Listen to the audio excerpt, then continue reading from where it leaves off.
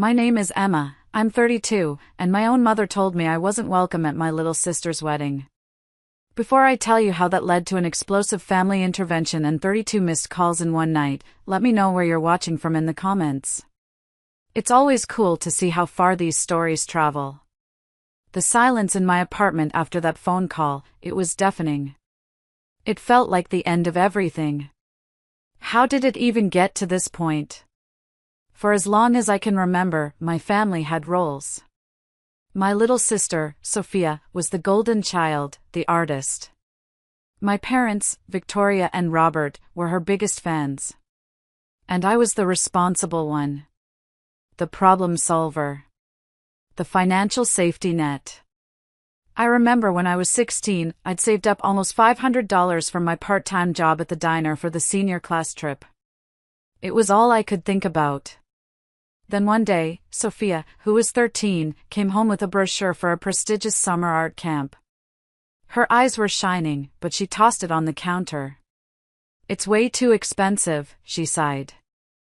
I saw the look on my mom's face, a flicker of disappointment for her prodigy. That night, I slid an envelope with all my cash under Sophia's door. I ate ramen for a month, but seeing her paintings from that camp made it feel worth it. At the next family gathering, I listened as my mom, Victoria, bragged to my aunts about Sophia's raw, natural talent. My sacrifice was invisible. It always was. This became the pattern of our lives. I moved to Boston, built a successful career as a financial consultant, but I was always on call. I co-signed for Sophia's first apartment. I helped my dad figure out his retirement accounts. I was the family's unofficial CFO. My boyfriend, Tyler, saw it clearly. Just a few months ago, we were making dinner and he asked me gently, "Babe, when was the last time Sophia called just to see how you are?" Without needing something? The question hung in the air, because we both knew the answer. When Sophia got engaged to Nathan, a great guy she met at a gallery, I was thrilled for her. She asked me to be her maid of honor, and for a glorious few weeks, it was perfect. We were pinning dresses on Pinterest, laughing over brunch, just like when we were kids. Then, my mother took over. Slowly, I was pushed out. The first real sting was seeing an Instagram post. It was a picture of my mom, Sophia, and my cousin Megan at a tasting for the wedding cake. The caption read, "Fun day with my girls." I wasn't invited. When I called Sophia, her voice was distant. "Oh, it was just a last-minute thing, Em. Mom just dragged me along." The excuses started piling up. Communication became vague. Plans were changed without telling me. The breaking point came after I overheard my mother on the phone with Megan, saying they needed to minimize my involvement. I felt a cold dread creep up my spine. I called Sophia and said we needed to talk. She told me to come to our parents' house. I should have known it was a trap. I walked into the living room and it felt like an ambush. My mother sat on the sofa, a smug little smile on her face. My dad was staring intently at his shoes. Sophia was looking out the window, refusing to meet my eyes. The air was thick with something toxic.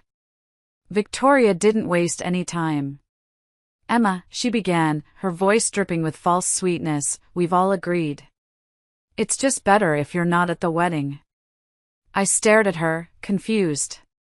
"What are you talking about? Not as maid of honor?" Her smile widened. "Not as maid of honor.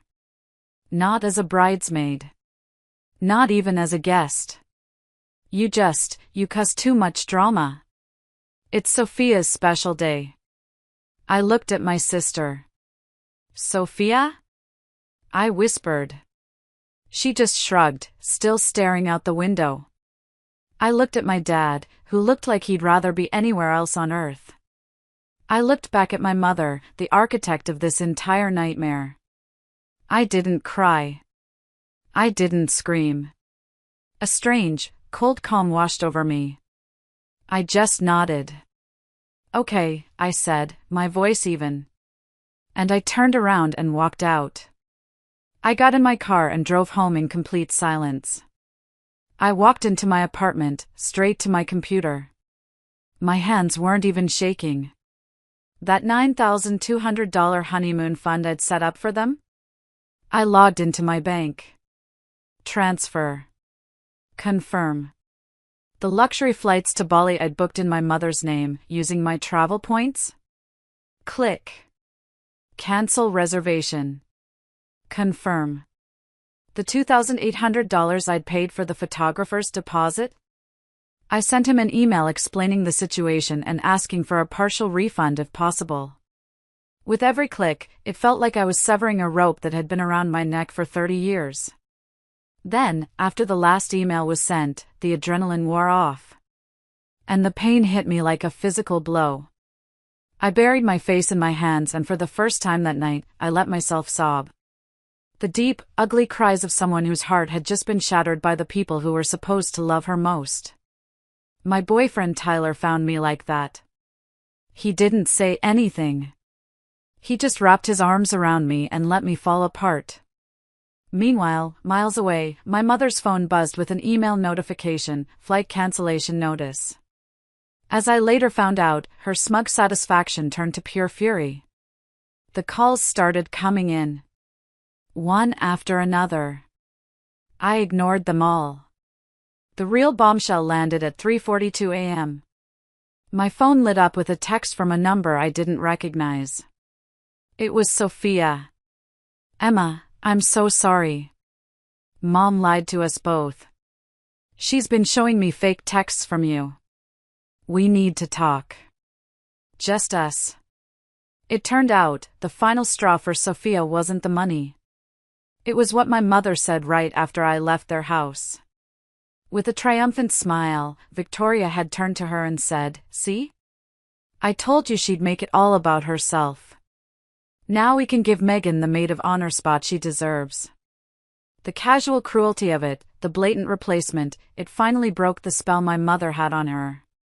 Sophia realized this was never about protecting the wedding. It was about erasing me. That's when she started digging. We agreed to a meeting. Not at my parents' house, but at a neutral location, my Aunt Patricia's. It wasn't just going to be me and Sophia. I told her to bring Nathan. I brought Tyler. And my aunt, who had seen my mother's manipulations for years, was our witness. My parents were summoned. The moment they walked in, my mother started in on me. "I cannot believe the selfishness, Emma. To ruin your sisters." "No," I said, my voice cutting through the air. "You don't get to talk first. Not this time." Sophia, my brave little sister, stood up. "Mom, let her speak." The room fell silent. "You told everyone I was unstable," I said, looking right at Victoria. "You told everyone I was jealous and dramatic." I turned to Nathan. "Isn't that right, Nathan? Didn't my mother tell you I was trying to sabotage your wedding?" Nathan looked uncomfortable, but he nodded. "She did, Emma." I didn't believe her. Then came the final blow. Sophia stepped forward, holding her phone. "This," she said, her voice shaking, "is what Mom showed me. A text where you said the wedding was tacky." She then held my phone right next to hers. "And this is the real text you sent me. The one where you said you were so happy for me." The screen showed two completely different conversations. The illusion was shattered. My mother's face went white. She opened her mouth, but no sound came out. She tried to play the victim, of course. Tears, accusations, the works. But the real shock came from the person who had been silent for 30 years, my father. He stood up, his hands trembling. His voice, when he spoke, was raspy but clear. "Enough, Victoria." Everyone froze. I have let this go on for too long. This ends today. He looked at my mother, his wife of 35 years, and delivered the ultimatum that changed everything. We are going to get professional help. All of us. Or I'm going to stay with Patricia. Your choice. The fight went out of my mother's eyes. It wasn't my evidence that defeated her. It was the loss of her lifelong enabler. Her power had vanished. 3 months later, I stood beside Sophia as her maid of honor, adjusting her veil. The tension was gone, replaced by the easy, familiar love I had missed so much. "Thank you, Em," she whispered, "for not giving up on me." At the reception, my mother approached me. She didn't apologize. I didn't expect her to. Instead, she silently handed me a small, wrapped gift. I opened it later. It was a digital photo frame already loaded with a single picture, a photo of the two of us at the beach when I was about 5 years old, both of us laughing. She didn't say a word. She didn't have to. It was the smallest of cracks in her armor, but it was a start. My dad later told me they had their first therapy session scheduled for the following week. Later that night, as Tyler and I were slow dancing, he leaned in and whispered, "I want to build a life with you." I smiled, a real, genuine smile that reached my eyes. "Yes," I whispered back. "On one condition, our wedding planning committee has a maximum of 2 people. Today, I have 2 photos on my mantelpiece. One is a candid shot of me and Sophia laughing uncontrollably at her wedding. The other is that picture of 5-year-old me and my mom. I've learned that forgiveness doesn't mean forgetting, and it doesn't mean letting people hurt you again. I learned that boundaries aren't walls to keep love out. They're the foundations you build to let the healthiest version of it in." Thank you all so much for listening to my story. It wasn't easy to share, but I feel like it's important. My question for you all is, have you ever had to set a tough, life-changing boundary with someone you love? Let me know in the comments below. And if this story resonated with you, please give it a like and subscribe for more. It really helps the channel. I'll see you in the next one.